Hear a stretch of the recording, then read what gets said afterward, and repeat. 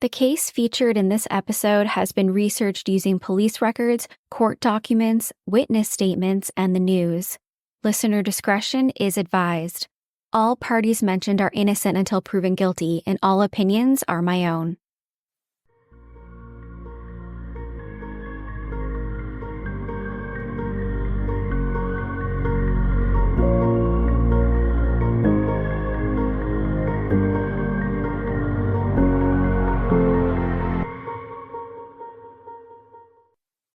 Hey everyone, my name is Nikki Young, and this is Serial Napper, the true crime podcast for naps. I'm back with another true crime story to lull you to sleep, or perhaps to give you nightmares.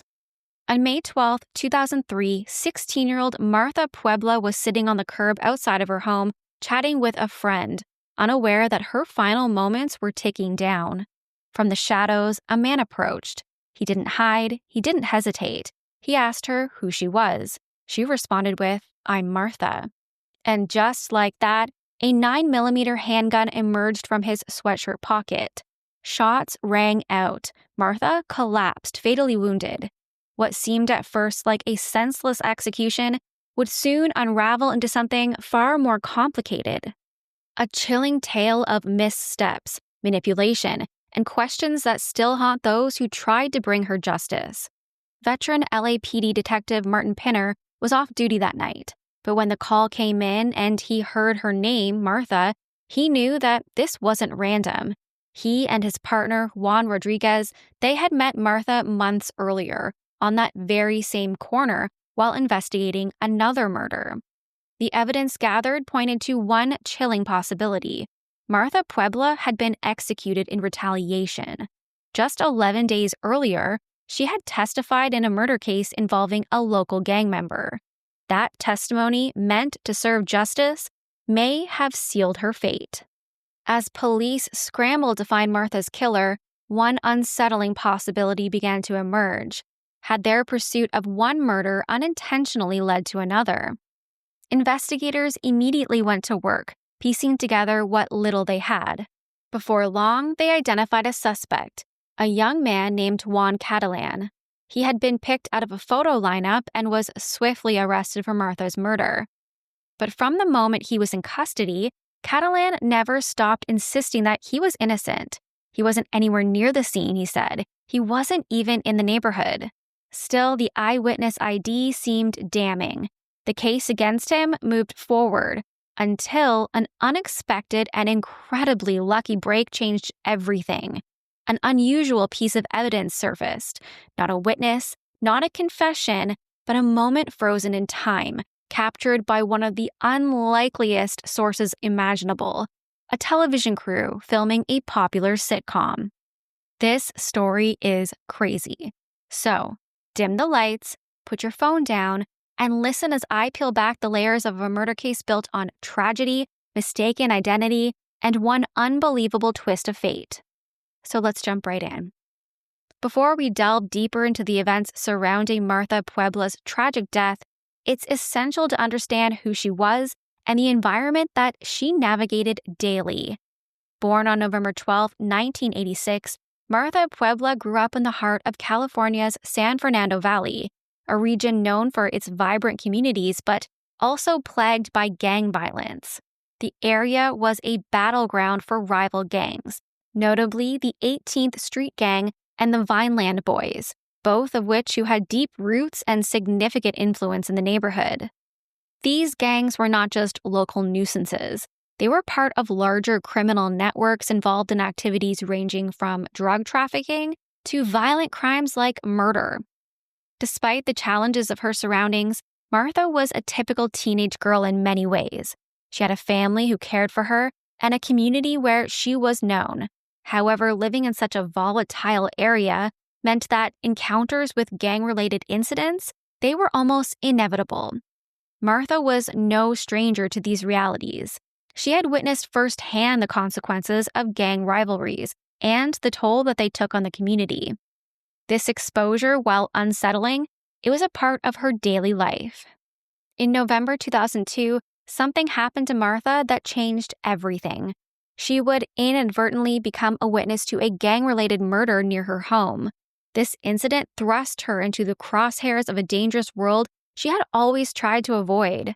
The chain of events that would ultimately lead to Martha Puebla's murder began not in a courtroom or with police investigations, but outside of her own bedroom window. It was the early morning hours of November 27th, 2002, 5 months before Martha was gunned down. Just before 2 a.m., one of Martha's girlfriends pulled up outside of her home in Sun Valley. The teenage girl, whose name remains withheld for her protection, wasn't alone. Riding with her was 21-year-old Christian Vargas, a friend from the neighborhood. Vargas stayed in the car while the girl approached Martha's ground floor bedroom window. She called out softly, asking if Martha wanted to come out and hang. It was supposed to be an ordinary late-night visit between friends, but then gunshots rang out. Panicked, the girl scrambled through Martha's open window, hiding in her room. For several minutes, the girls waited in fear, unsure of what had just happened. When the shooting stopped and the silence returned, the girls cautiously made their way back to the car. What they saw next would haunt them forever. Christian Vargas was slumped over the steering wheel, his body riddled with bullets. He was still alive, barely. He begged for help, gasping for air, but it was too late. Within moments, he was gone. That shooting, the murder of Christian Vargas, it would kick off a police investigation that would entangle multiple gang members, alleged informants, and ultimately Martha herself. The detectives assigned to the case were Detectives Martin Pinner and Juan Rodriguez. They canvassed the area, interviewed witnesses, and before long, they had several suspects. Their first step was to talk to someone that they believed might have seen everything, Martha Puebla. But what Martha said and what she didn't say only made things more complicated. Despite the police hoping for a cooperative witness, Martha had not told detectives much at all. In fact, far from helping the investigation, she allegedly tried to derail it. In the hours after the shooting, Martha reportedly threatened her girlfriend, the same girl who had come to her window that night. Martha told her that if she spoke to the police, she would let the gang responsible for Vargas's murder know where the girl's family lived. In neighborhoods dominated by gang influence, that kind of threat was a death sentence. Still, when detectives questioned the girl, she revealed something chilling. As the gunfire rang out, she claimed she had heard Martha shout, "It's Peps." That name meant something. Peps was the street name of 19-year-old Jose Ledesma, a known member of the Vineland Boys, one of the most feared and violent gangs operating in the San Fernando Valley. The Vineland Boys were heavily involved in drug sales, weapon trafficking, and a trail of violence that kept the streets in a chokehold. But when Martha was questioned by the detectives, she denied making that statement. She claimed she hadn't seen anything clearly and had only speculated that Ledesma might have been the shooter. It wasn't a confession, and it certainly wasn't enough to put someone behind bars. Still, suspicion zeroed in on Ledesma. That night, police searched his family's home. What they found added fuel to their suspicion: a loaded assault rifle hidden under the mattress, and a collection of letters from fellow gang members, many written from inside prison walls. But Ledesma, Peps, he was already gone. He was on the run. Detectives learned that he had been hanging out that night with another Vineland Boys member, Juan Catalan. By the next morning, after hearing that the police were looking for him, Ledesma fled across the border to Mexico with Catalan. The two checked into a motel in Tijuana, hoping to disappear into the noise of a resort town. But luck, or perhaps fate, it had other plans. 2 days later, Mexican police responded to a domestic violence call from a bystander near the beach. They arrived to find Ledesma, Catalan, and Catalan's girlfriend drunk and disorderly after a day of partying. The girlfriend, frustrated and intoxicated, told officers that the men that she was with were wanted back in Los Angeles for murder. So that evening, Jose Ledesma and Mario Catalan were in custody. They were flown back to LAPD's North Hollywood station for booking. And that's when detectives Pinner and Rodriguez decided to turn up the pressure.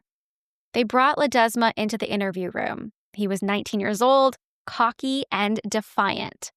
Rodriguez read him his Miranda rights. Pinner hit record and began the interrogation. But it didn't go the way that they had hoped for. Ledesma didn't ask for a lawyer. He didn't flinch. He kind of mocked them. He cursed at them. He flat out denied being involved in the shooting of Christian Vargas. And he told the detectives that they had the wrong person. Detective Pinner fired back, saying, "I don't agree with you. I have the evidence to prove it. I have multiple witnesses who are going to testify that you were the shooter." But here's the truth. At that moment, they didn't. The detectives had very little real information. So they did what would later become a central issue in the fallout of this case. They made it up. They lied about the evidence. They lied about the witnesses. They lied to get a confession that never came. And in that environment of half-truths and desperate pressure to close a case, the detectives would take one more dangerous step, a decision that would ultimately put Martha Puebla directly into the crosshairs. Detectives Martin Pinner and Juan Rodriguez, they knew their suspect wasn't going to crack easily. Jose Ledesma wasn't giving them anything. No confession, no emotion, no concern. So they changed tactics. Pinner pulled out a tool that detectives often use to identify suspects, a six-pack. Now, it's not what it sounds like. In law enforcement, a six-pack is a photo lineup. 6 mugshots laid out on a sheet of paper. In this one, Ledesma's photo had been circled. Below his image were the initials MP, and scrawled along the margin were the handwritten words, "The guy that shot my friend's boyfriend." It was followed by a signature, Martha Puebla. Pinner pushed the paper towards Ledesma. "I don't even know a Martha," Ledesma snapped. Pinner didn't even blink. "Well, she knows you," he replied. We know this is exactly how it went down because this entire thing was recorded on audio.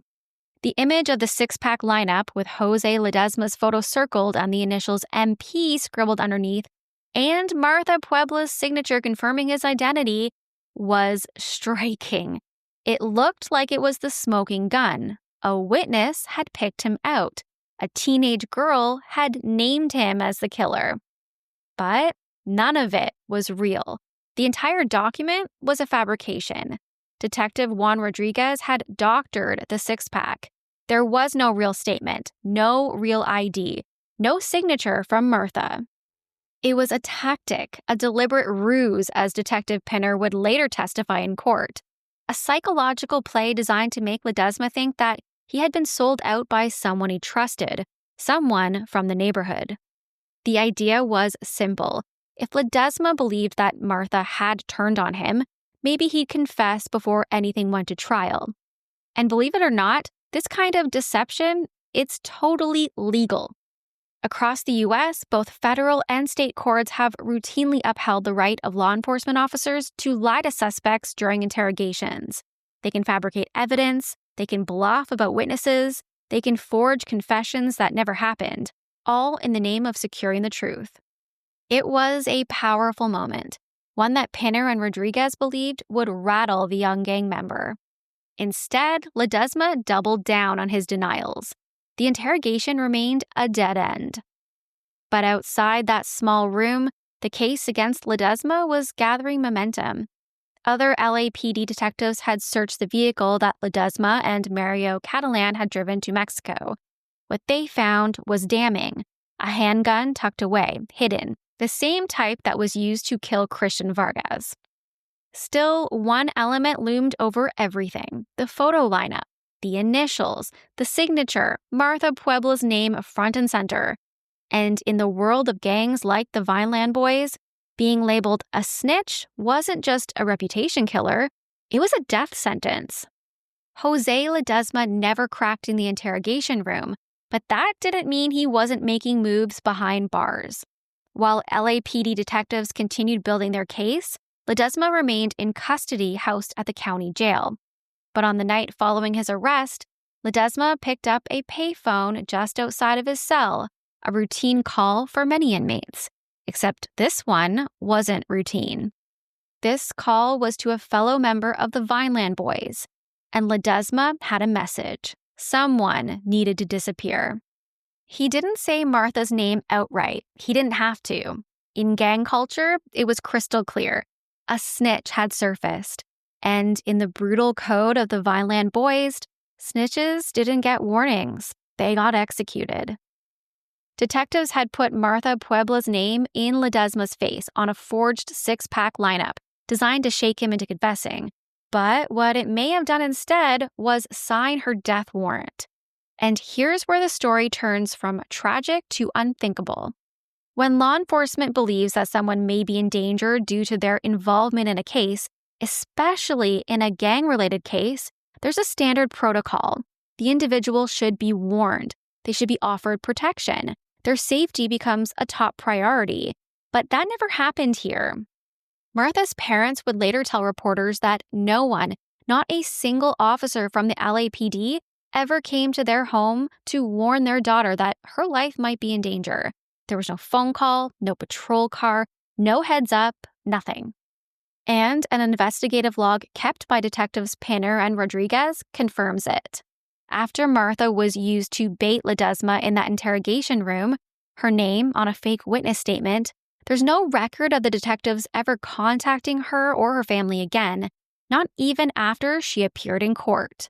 Because 11 days before her murder, Martha Puebla took the witness stand during a preliminary hearing in the murder case against Ledesma. It was the first time her name was officially introduced in open court, and she did not want to be there. She was reluctant, she was quiet, and she was evasive. As she had done with the police on the morning of the Vargas shooting, Martha told the prosecutor that she didn't see who pulled the trigger. In fact, she insisted she hadn't seen much of anything at all. It wasn't helpful to the prosecution, and it certainly didn't hurt Ledesma's defense. But it didn't matter. Whether Ledesma was unmoved by her silence or simply no longer able to stop the wheels that he had set in motion, the result was the same. Martha Puebla had been marked, and the countdown had begun. She would be gunned down in front of her home just 11 days later. On the night of May 12, 2003, detectives Martin Pinner and Juan Rodriguez once again found themselves on a familiar corner, Lull Street and Case Avenue in Sun Valley.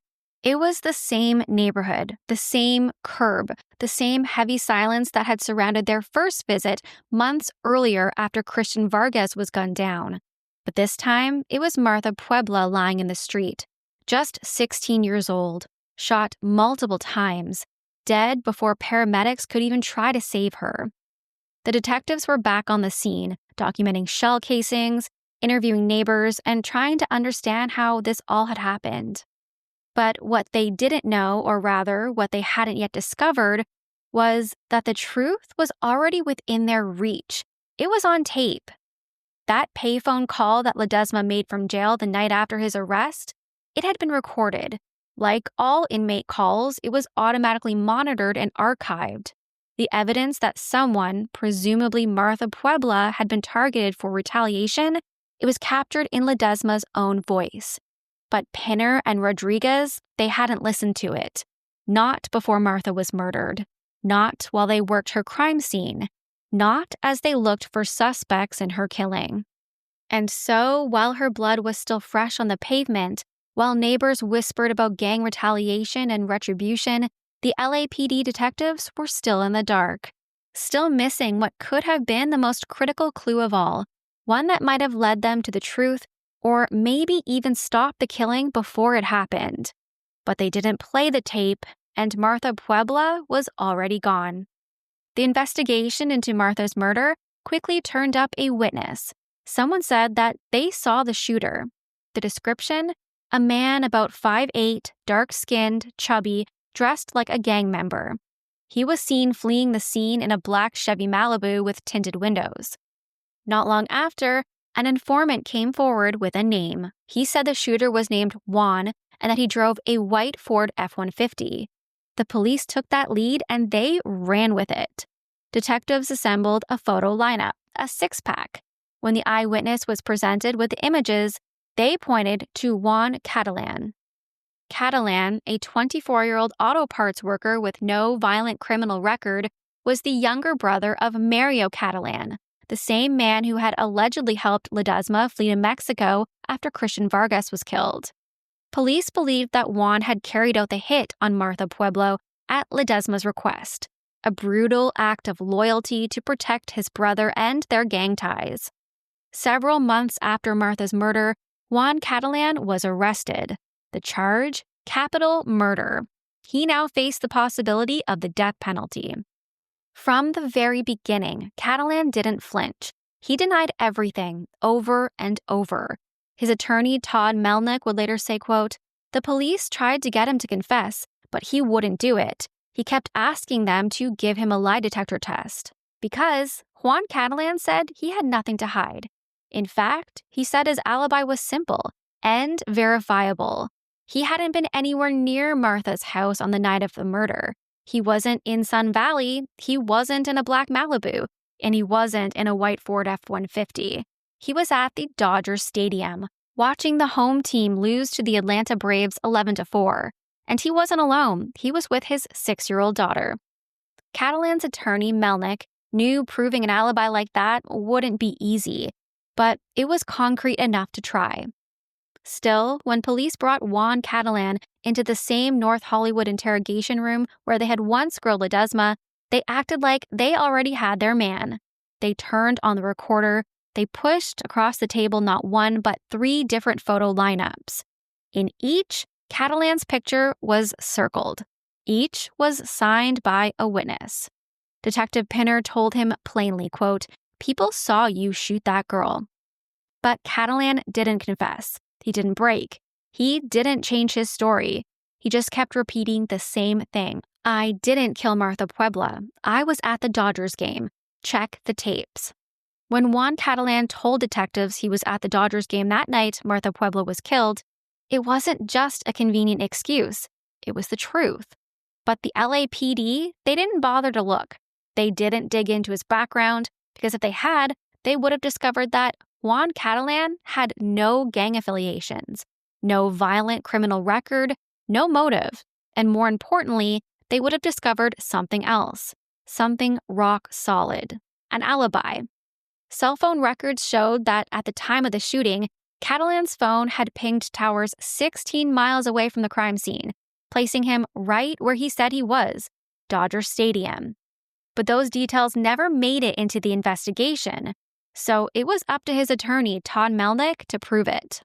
Melnick would say, quote, "I subpoenaed the Dodger vision tapes, which show shots of the crowd, and I also got the Fox Sports broadcast of the game." He knew where Juan said that he had been sitting, and while some of the footage showed people in those seats, the images were grainy, they were unfocused. Faces were really hard to make out, so it wasn't enough.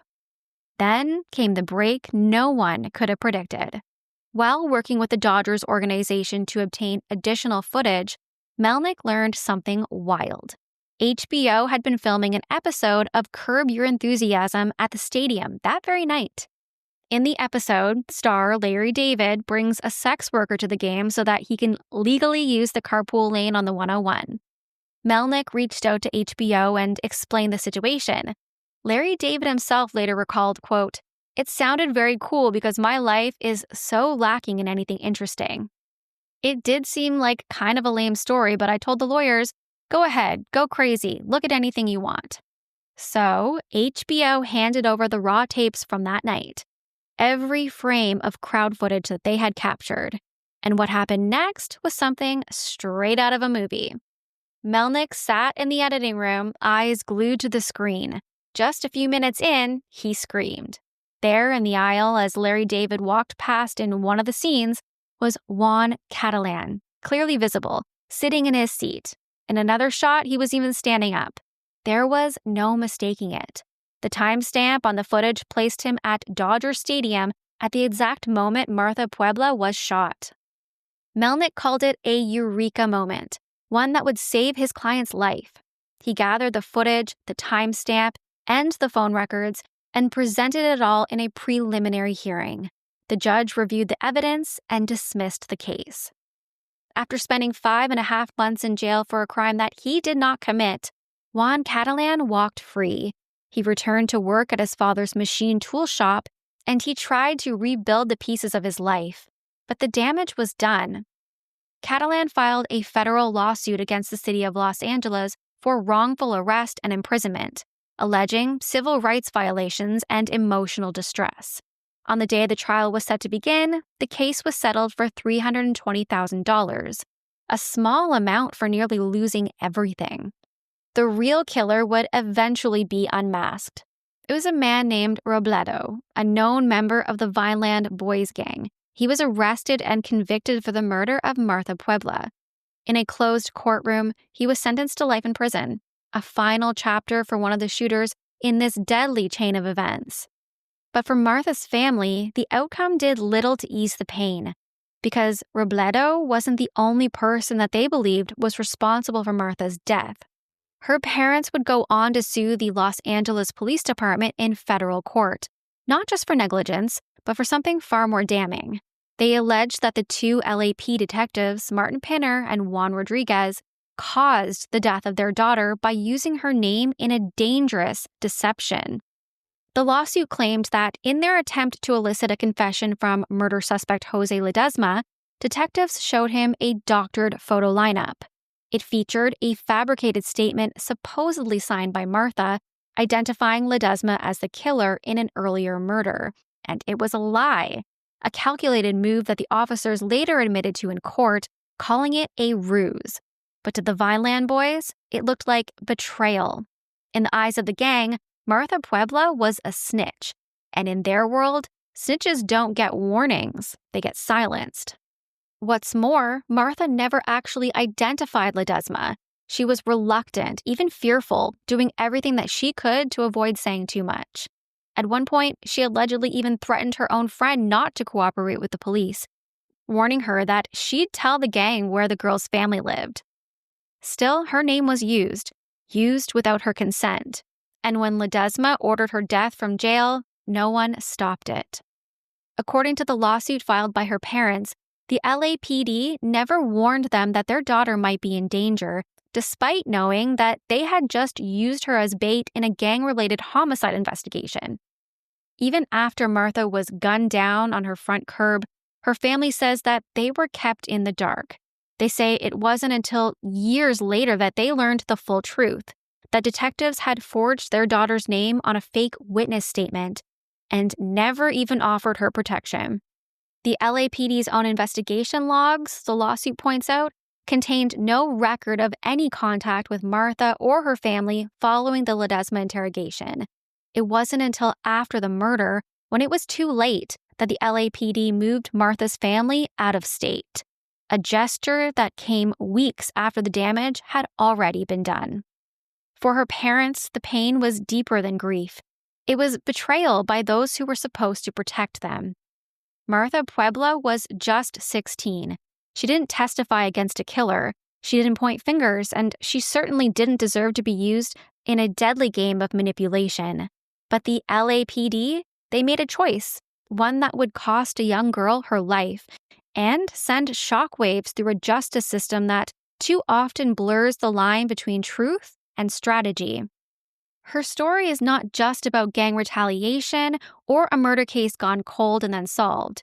It's a story about institutional failure, the price of manipulation, and how one lie, one fabricated photo lineup, set off a tragic domino effect. Juan Catalan came within inches of losing his freedom and possibly his life for a crime that he did not commit.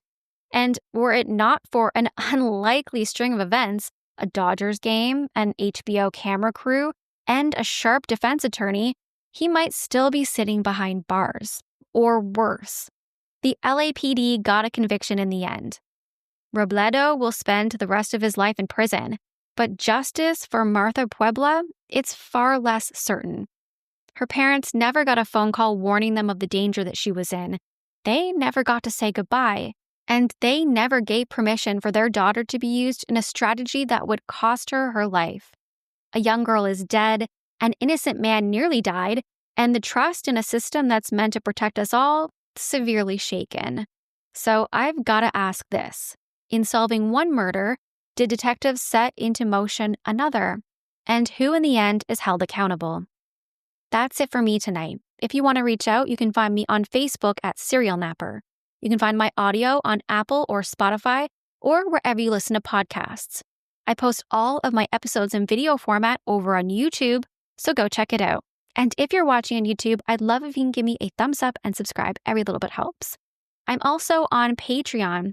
If you'd like to get your Serial Napper episodes early and ad-free, hop on over and check out all the details at patreon.com/serialnapper. Until next time, sweet dreams, stay kind, especially in the comments. Bye.